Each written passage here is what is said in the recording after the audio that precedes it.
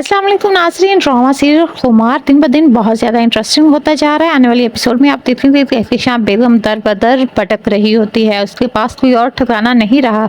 दिलारा ने भी उसे बेइज्जत करके घर से निकाल दिया है।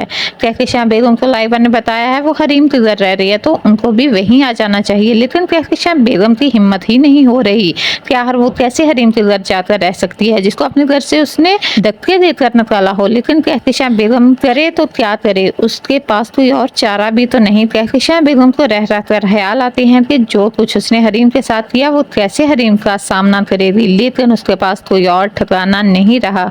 एहतेशाम बेगम ना चाहते हुए भी हरीम के घर पहुंच जाती है। लाइबा अपनी माँ को देखकर बहुत ज्यादा खुश होती है। वो अपनी माँ को हरीम के बारे में बताती है कि वो कितनी अच्छी है और उन्होंने मेरे साथ बहुत अच्छा सलूक किया। जब से हमारा बुरा वक्त शुरू हुआ है सबने अपनी असलियत दिखा दी और वक्त ने सबके चेहरों से नकाब उतार दिया है, और अब मैं यही दुआ करती हूँ कि अल्लाह मुझे इतनी हिम्मत दे दे कि मैं हरीम भाभी के पांव पकड़कर उनसे अपनी गलतियों और ज्यादतियों की माफी मांग लूं। और मैं आपसे भी यही कहती हूँ कि आप हरीम भाभी से माफ कर दें, वो बहुत बड़े दिल की मालिक हैं, वो आपको माफ कर देंगी। लेकिन कहते हैं ना, रस्सी जल गई पर बल नहीं गया। एहतेशाम बेगम कभी भी हरीम से माफी मांगने के लिए तैयार नहीं होंगी। वो लाइबा से कहेंगी कि वो उसकी जिंदगी का आखिरी दिन होगा जब वो हरीम से माफी मांगेगी। ये बात सुनकर लाइबा बहुत हैरान होती है। दूसरी तरफ जब हरीम ऑफिस से आती है तो अपने सामने एहतेशाम बेगम को देखकर बहुत हैरान रह जाती है कि आखिर ये वही एहतेशाम बेगम है जिसने उसे घर से धक्के देकर निकाला और अब वो उसके घर पर